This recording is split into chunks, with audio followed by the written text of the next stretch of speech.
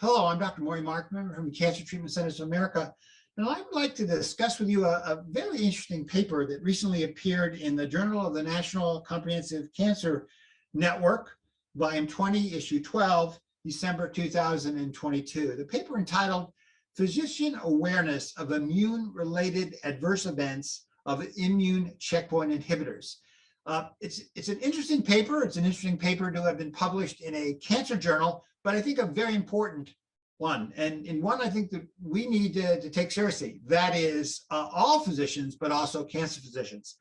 What this paper looked at, in fact, was not physician awareness as related to oncologists, because oncologists have obviously learned over the last decades or the last 5+ years of the importance of immune checkpoint inhibitors, the potential toxicities of immune checkpoint inhibitors. But in fact, many of the side effects that occur with immune checkpoint inhibitors, the emergency nature of them, individuals may go to emergency rooms and may go to their family practitioners. So the question being asked here is, what about non-cancer specialists? And specifically, what was being looked at in this particular situation was a survey of individuals who are in the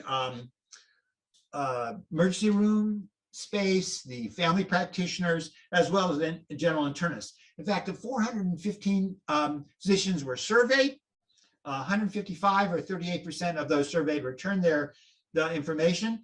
And there's some very provocative information that is both encouraging, but leaves one to pause and saying, we need more education. So, for example, a question was asked that is related to the risk of the gastrointestinal tract being involved as a toxicity of immune checkpoint inhibitors, and 93% of the respondents knew that the GI tract was potentially at risk.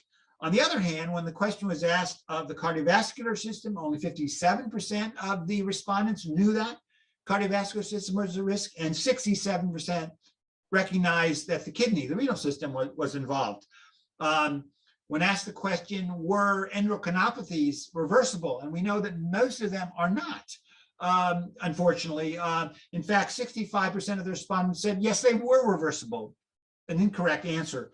And another answer, particularly relevant to the question of management, is that 59% of the respondents, again, remember, these are not cancer specialists. These are not people that give these drugs.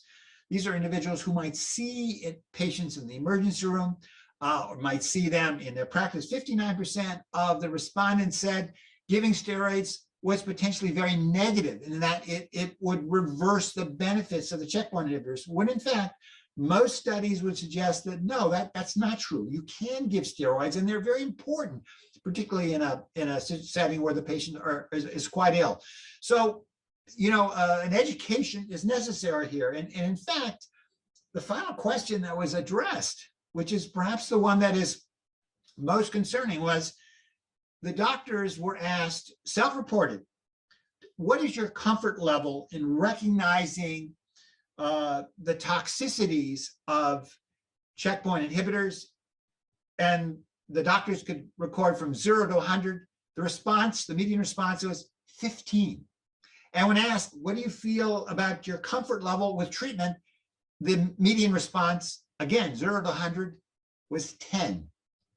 Clearly, there needs to be more education, more support for the non-oncology community related to checkpoint inhibitors if we are going to optimally care for our patients receiving these incredibly important, incredibly beneficial drugs, which do have, however, potential for very serious and sometimes emergent side effects. I want to call your attention to this paper. I encourage you to read it and to consider it, and consider possibly the roles that you might have in your own community with helping to educate residents, fellows, general internists, family practitioners, and emergency room physicians about these drugs. I thank you for your attention regarding the discussion of this paper.